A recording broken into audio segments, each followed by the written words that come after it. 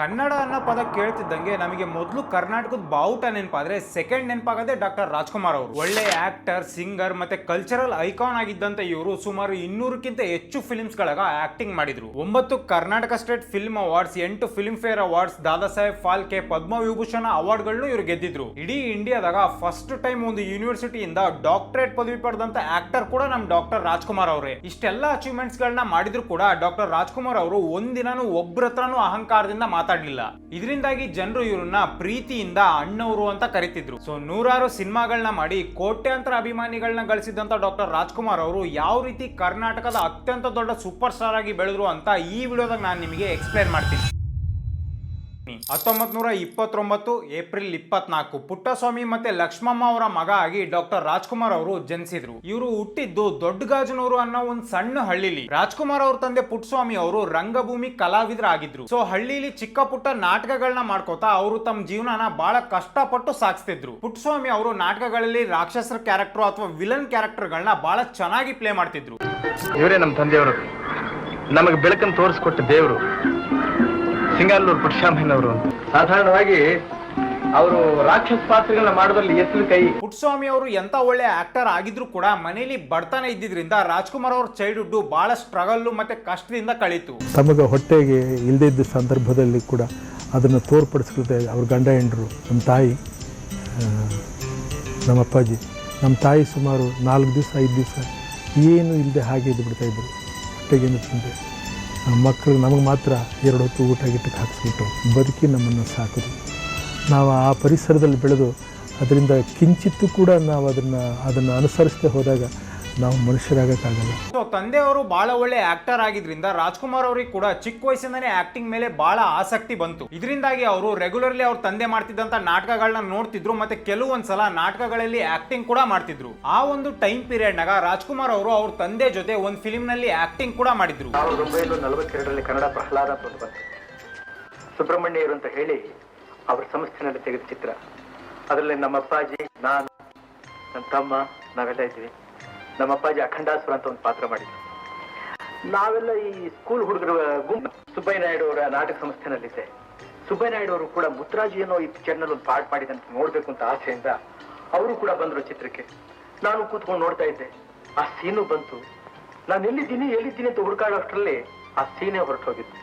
ಆಗ ಚಿತ್ರ ಮುಗಿದ್ಮೇಲೆ ಸುಬ್ಬಯ್ಯ ನಾಯ್ಡು ಅವರು ಬಹಳ ಚೆನ್ನಾಗಿ ಮಾಡಿದ್ಯಾ ಕಣ ಪಾರ್ಟ್ ನೀನು ಅಂತಂದ್ರು. ಸೊ ಮನೆಯಲ್ಲಿ ತುಂಬಾ ಬಡತನ ಇದ್ರು ಕೂಡ ಡಾಕ್ಟರ್ ರಾಜ್ಕುಮಾರ್ ಅವರು ಅವ್ರು ಆಕ್ಟಿಂಗ್ ಮಾಡುವಂತ ಹ್ಯಾಬಿಟ್ ನ ಬಿಡ್ಲಿಲ್ಲ. ಇದರಿಂದಾಗಿ ಈ ಒಂದು ಹ್ಯಾಬಿಟ್ ಮುಂದೆ ಹೋಗಿ ದೊಡ್ಡ ಪ್ಯಾಷನ್ ಆಗಿ ಕನ್ವರ್ಟ್ ಆಯ್ತು. ಸೊ ಗುಬ್ಬಿ ವೀರಣ್ಣ ಡ್ರಾಮಾ ಕಂಪನಿಲಿ ರಾಜ್ಕುಮಾರ್ ಅವರು ರೆಗ್ಯುಲರ್ಲಿ ನಾಟಕಗಳನ್ನ ಮಾಡ್ತಿದ್ರು. ಇದೇ ಒಂದು ಟೈಮ್ ಪೀರಿಯಡ್ ನಾಗ HLN ಸಿಂಹ ಅನ್ನೋರು ತಮ್ಮ ಬೇಡರ ಕಣ್ಣಪ್ಪ ಅನ್ನೋ ಫಿಲ್ಮಿಗೆ ಹೊಸ ಹೀರೋನ ಹುಡುಕ್ತಿದ್ರು. ಸೊ 1953ರಲ್ಲಿ ಡಾಕ್ಟರ್ ರಾಜ್ಕುಮಾರ್ ಮಾಡ್ತಿದ್ದಂತ ನಾಟಕನ ಈ HLN ಸಿಂಹ ಅವರು ನೋಡ್ತಾರ. ರಾಜ್ಕುಮಾರ್ ಅವರ ಡೈಲಾಗ್ ಡೆಲಿವರಿ ಆಗಿರ್ಬೋದು, ಎಕ್ಸ್ಪ್ರೆಷನ್ಸ್ ಆಗಿರ್ಬೋದು ಮತ್ತೆ ಅವರೊಂದು ಆಕ್ಟಿಂಗ್ ಸ್ಕಿಲ್ ನ ನೋಡಿ HLN ಸಿಂಹ ಅವರು ಬಹಳ ಇಂಪ್ರೆಸ್ ಆದ್ರು. ಸೊ ಇದರಿಂದಾಗಿ ಬೇಡರ ಕಣ್ಣಪ್ಪ ಫಿಲ್ಮಿಗೆ ಡಾಕ್ಟರ್ ರಾಜ್ಕುಮಾರ್ ಅವ್ರನ್ನ ಇವರು ಹೀರೋ ಆಗಿ ಸೆಲೆಕ್ಟ್ ಮಾಡಿದ್ರು. ಈ ಒಂದು ಫಿಲ್ಮು 1954 ಮೇ 7ನೇ ತಾರೀಕು ರಿಲೀಸ್ ಆಗತಿ. ಸೊ ಥಿಯೇಟರ್ ಇನ್ ಓನರ್ಸ್ ಎಲ್ಲ ಈ ಫಿಲ್ಮು ಮ್ಯಾಕ್ಸಿಮಮ್ ಅಂದ್ರೆ 2 ವಾರ ಓಡಬಹುದು, ಅದಕ್ಕಿಂತ ಜಾಸ್ತಿ ಓಡಲ್ಲ ಅಂತ ಹೇಳಿದ್ರು. ಆದ್ರೆ ಈ ಫಿಲ್ಮು 365 ದಿನ ಕಂಟಿನ್ಯೂಸ್ಲಿ 1 ವರ್ಷ ಓಡ್ತತಿ. ಆಮೇಲೆ ಇದು ಬೋತ್ ಕಮರ್ಷಿಯಲಿ ಮತ್ತೆ ಕ್ರಿಟಿಕಲಿ ದೊಡ್ಡ ಸಕ್ಸಸ್ ಆಗತಿ. ಇನ್ನು ಈ ಫಿಲ್ಮ್ ನಾಗ ಡಾಕ್ಟರ್ ರಾಜ್ಕುಮಾರ್ ಅವ್ರು ಮಾಡಿದಂತ ಆಕ್ಟಿಂಗ್ ನ ನೋಡಿ ಜನರೆಲ್ಲರೂ ಅವ್ರನ್ನ ತುಂಬಾ ಅಪ್ರಿಶಿಯೇಟ್ ಮಾಡ್ತಾರ. ಇದರಿಂದಾಗಿ ಈ ಫಿಲ್ಮಿಗೆ ನ್ಯಾಷನಲ್ ಅವಾರ್ಡ್ ಕೂಡ ಸಿಗ್ತತಿ. ಈಗಿನ ಕಾಲದಾಗ ಎಲ್ಲ ಫಿಲ್ಮ್ ಮೇಕರ್ಸ್ ಗಳು ಪ್ಯಾನ್ ಇಂಡಿಯಾ ಫಿಲ್ಮ್ ಮಾಡ್ಬೇಕಂತ ಒದ್ದಾಡ್ತಾರ. ಆದ್ರೆ 1954 ರಿಲೀಸ್ ಆಗಿದ್ದಂತ ಈ ಫಿಲ್ಮು ಹಿಂದಿ, ತೆಲುಗು ಮತ್ತೆ ತಮಿಳ್ ಭಾಷೆಗೆ ರೀಮೇಕ್ ಆಗಿತ್ತು.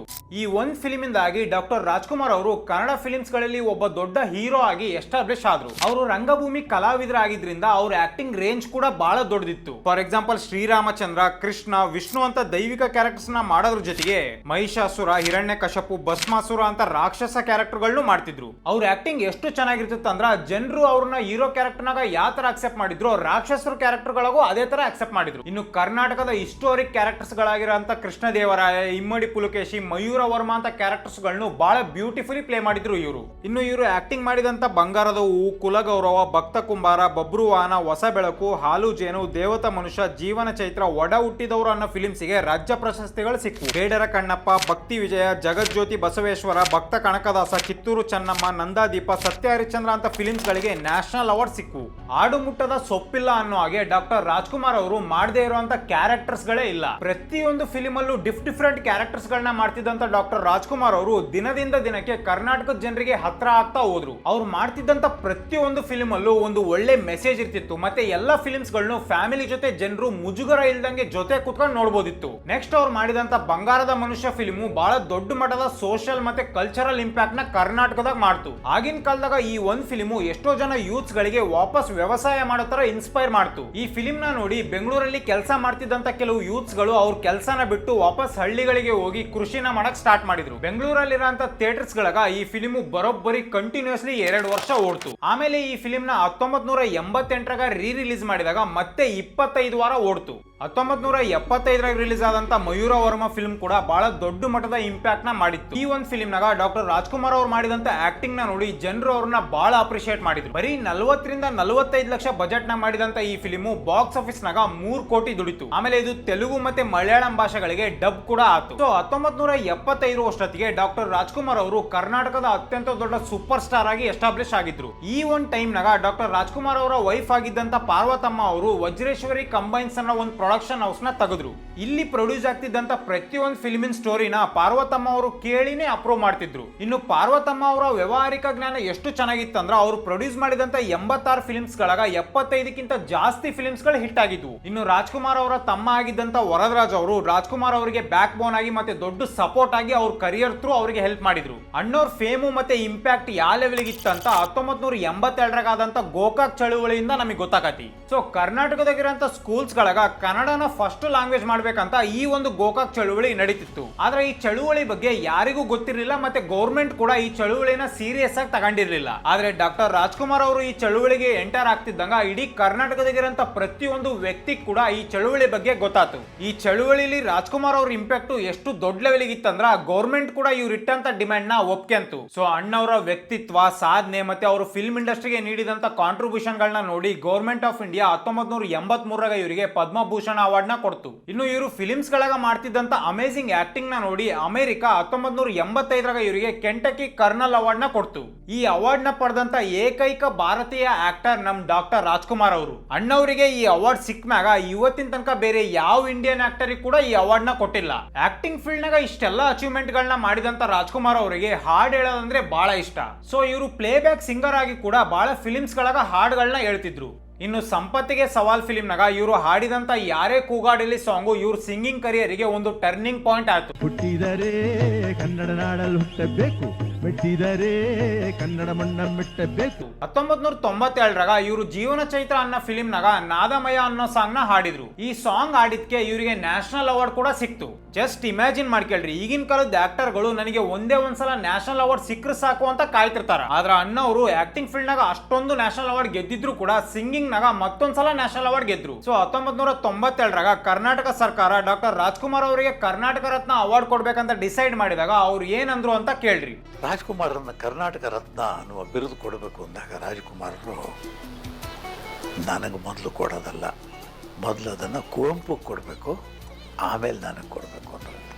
ಯಾಕಂದರೆ ರಾಜ್ಕುಮಾರಿಗೆ ತನಗಿಂತ ದೊಡ್ಡವರೊಬ್ಬರಿದ್ದಾರೆ ಕನ್ನಡದ ದೃಷ್ಟಿಯಿಂದ, ಅವರಿಗೆ ಅದು ಮೊದಲು ಸಲ್ಲಬೇಕು ಅನ್ನುವ ವಿನಯ ಇದೆಯಲ್ಲ, ಇದು ಕೃತಕವಲ್ಲ, ಇದು ನಿಜ ಅಂತ. ಒಂದು ಇನ್ಸಿಡೆಂಟ್ ಇಂದ ಡಾಕ್ಟರ್ ರಾಜ್ಕುಮಾರ್ ಅವರು ರೈಟರ್ಸ್ ಗಳಿಗೆ, ಪೋಯಟ್ಸ್ ಗಳಿಗೆ ಮತ್ತೆ ಸಾಹಿತಿಗಳಿಗೆ ಎಷ್ಟು ಗೌರವ ಕೊಡ್ತಿದ್ರ ಅಂತ ನಮಗೆ ಗೊತ್ತಾಗತಿ. ಎಲ್ಲ ನಾವೆಲ್ಲ ನಮ್ದೆಲ್ಲ ಒಂದು ಜಾತಿ, ಕಲಾವಿದ್ರ ಜಾತಿ ಎಲ್ಲ ನಾವೆಲ್ಲ ಅಣ್ಣ ತಮ್ಮಂದ್ರು.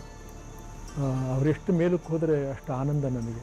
ನೆಕ್ಸ್ಟ್ ಇವರಿಗೆ 1995 ದಾದಾ ಸಾಹೇಬ್ ಫಾಲ್ಕೆ ಅವಾರ್ಡ್ ಕೂಡ ಸಿಕ್ತು. ಫಿಲ್ಮ್ ಫೀಲ್ಡ್ ನಾಗ ಕೊಡುವಂತ ಅತ್ಯಂತ ದೊಡ್ಡ ಅವಾರ್ಡ್ ಇದು ನಮ್ಮ ದೇಶದಾಗ. ಈ ಅವಾರ್ಡ್ ನ ಪಡೆದಂತ ಏಕೈಕ ಕನ್ನಡಿಗ ನಮ್ಮ ಡಾಕ್ಟರ್ ರಾಜ್ಕುಮಾರ್ ಅವರು ಒಬ್ರೆ. ಅವ್ರು ಈ ಅವಾರ್ಡ್ ನ ಗೆದ್ದ ಮ್ಯಾಗ ಇವತ್ತಿನ ತನಕ ಬೇರೆ ಯಾವ ಕನ್ನಡದ ಆಕ್ಟರಿಗೂ ಈ ಅವಾರ್ಡ್ ನ ಕೊಟ್ಟಿಲ್ಲ. ಸುಮಾರು 50 ವರ್ಷಕ್ಕಿಂತ ಜಾಸ್ತಿ ಒಳ್ಳೊಳ್ಳೆ ಕನ್ನಡ ಫಿಲ್ಮ್ಸ್ ಗಳನ್ನ ಮಾಡಿ ಜನರಿಗೆ ಮೆಸೇಜ್ ನ ಕೊಟ್ಟು ಅಮೇಜಿಂಗ್ ಸಾಧನೆಗಳನ್ನ ಮಾಡಿದಂತ ಡಾಕ್ಟರ್ ರಾಜ್ಕುಮಾರ್ ಅವರು 2000 ಇಸ್ವಿಲಿ ಶಬ್ದವೇದಿ ಅನ್ನೋ ಲಾಸ್ಟ್ ಫಿಲ್ಮ್ ನ ಮಾಡಿದ್ರು. ಈ ಫಿಲ್ಮ್ ನ ಮಾಡ್ಬೇಕಾರ ಇವರಿಗೆ ಆಲ್ಮೋಸ್ಟ್ 71 ವರ್ಷ ಏಜ್ ಆಗಿತ್ತು. ಆ ಏಜ್ ಅಲ್ಲಿ ಕೂಡ ಸಿಂಗಲ್ ಹ್ಯಾಂಡೆಡ್ಲಿ ಈ ಫಿಲ್ಮ್ ನ ಅವರು ದೊಡ್ಡ ಹಿಟ್ ಕೂಡ ಮಾಡಿದ್ರು. ಬಟ್ ಈ ಫಿಲ್ಮ್ ರಿಲೀಸ್ ಆಗಿದ್ದ ವರ್ಷನೇ ಡಾಕ್ಟರ್ ರಾಜ್ಕುಮಾರ್ ಅವ್ರನ್ನ ವೀರಪ್ಪನ್ ಕಿಡ್ನಾಪ್ ಮಾಡ್ದ. ಸೊ 108 ದಿನಗಳ ಕಾಲ ವೀರಪ್ಪನ್ ಡಾಕ್ಟರ್ ರಾಜ್ಕುಮಾರ್ ಅವ್ರನ್ನ ತನ್ನ ಜೊತೆ ಕಾಡಲ್ಲೇ ಇಟ್ಕೊಂಡಿದ್ದ. ಸೊ ಗೌರ್ಮೆಂಟ್ ವೀರಪ್ಪನ್ ಜೊತೆಗೆ ಬಹಳ ನೆಗೋಸಿಯೇಷನ್ಸ್ ಗಳನ್ನ ಮಾಡಿದ್ಮೇಲೆ ಫೈನಲಿ ಡಾಕ್ಟರ್ ರಾಜ್ಕುಮಾರ್ ಅವ್ರನ್ನ ಅವನು ರಿಲೀಸ್ ಮಾಡಿದ. ಅಣ್ಣವರು ಕರ್ನಾಟಕಕ್ಕೆ ವಾಪಸ್ ಬರ್ತಿದ್ದಂಗೆ ಕರ್ನಾಟಕದ ನೆಲಕ್ಕೆ ಅವ್ರು ನಮಸ್ಕಾರ ಮಾಡಿ ಬಹಳ ಎಮೋಷನಲ್ ಆದ್ರು. ಕಾಡಿನಿಂದ ಕನ್ನಡ ನಾಡಿಗೆ ಬಂದ ಕ್ಷಣ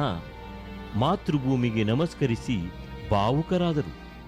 ಇದೇ ಸರ್ ಹಿನ್ನೆಲೆ, ನಿಜವಾದ ಸತ್ಯವಾದ ಮಾರ್ಗ. ಸೊ ಈ ಒಂದು ಇನ್ಸಿಡೆಂಟ್ ಆದ್ಮೇಲೆ ಡಾಕ್ಟರ್ ರಾಜ್ಕುಮಾರ್ ಅವರು ತಮ್ಮ ಲೈಫ್ ನ ಬಹಳ ಪ್ರೈವೇಟ್ ಆಗಿ ಮತ್ತೆ ಡಿಸಿಪ್ಲಿನ್ಡ್ ಆಗಿ ಕಳೆದ್ರು. ಸೊ ಶಬ್ದವೇದಿ ಫಿಲಿಂ ಆದ್ಮೇಲೆ ಅವರು ಯಾವ್ದೇ ತರದ ಫಿಲಿಮ್ಸ್ ಗಳನ್ನ ಮಾಡಕ್ ಹೋಗ್ಲಿಲ್ಲ.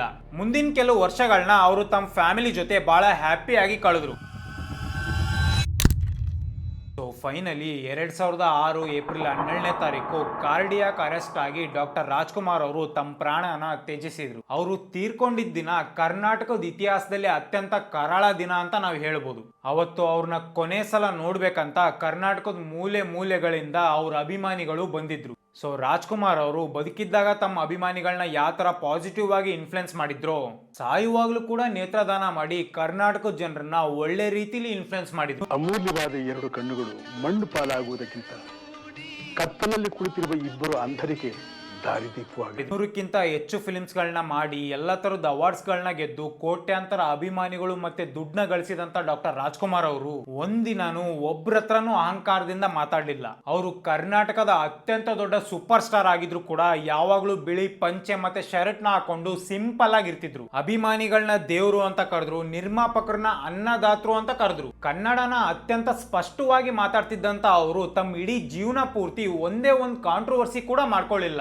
ಅಣ್ಣವರು, ನಟ ಸಾರ್ವಭೌಮ, ವರ ನಟ, ಅಪ್ಪಾಜಿ, ಮುತ್ತುರಾಜ್ ಅಂತ ಬಿರುದುಗಳನ್ನ ಅವರು ಅಭಿಮಾನಿಗಳಿಂದ ಪಡೆದಿದ್ರು. ಎಲ್ಲ ತರದ ಸಾಧನೆಗಳನ್ನು ಮಾಡಿದಂತ ಡಾಕ್ಟರ್ ರಾಜ್ಕುಮಾರ್ ಅವರು ಬಹಳ ಸಿಂಪಲ್ ಆಗಿರೋ ಆದರ್ಶವಾದ ಬದುಕನ್ನ ಬದುಕಿದ್ರು. ನಾನೆಲ್ಲಿರಲಿ ಹೇಗಿರಲಿ ನಿಮ್ಮವನು, ಕನ್ನಡ ತಾಯ ಮಗನು, ಕನ್ನಡ ನುಡಿಯ ಸೇವಕನು, ಕನ್ನಡ ನುಡಿಯ ಆಳ್ಗೆ, ಕನ್ನಡ ಕಲೆ ಬಾಳ್ಗೆ, ಸಿರಿಗನ್ನಡಂ ಗೆಲ್ಗೆ. ಸೊ ನಿಮಗೇನಾದ್ರೂ ಈ ವಿಡಿಯೋ ಇಷ್ಟ ಆಗಿದ್ರೆ ಲೈಕ್, ಶೇರ್ ಮತ್ತೆ ಸಬ್ಸ್ಕ್ರೈಬ್ ಮಾಡ್ರಿ. ಹಂಗೆ ಡಾಕ್ಟರ್ ರಾಜ್ಕುಮಾರ್ ಅವ್ರ ಬಗ್ಗೆ ಮತ್ತೆ ಅವ್ರ ವ್ಯಕ್ತಿತ್ವದ ಬಗ್ಗೆ ನಿಮಗೇನ್ ಅನ್ಸ್ತೈತಿ ಅಂತ ಕಾಮೆಂಟ್ ಸೆಕ್ಷನ್ ಕಮೆಂಟ್ ಮಾಡ್ರಿ.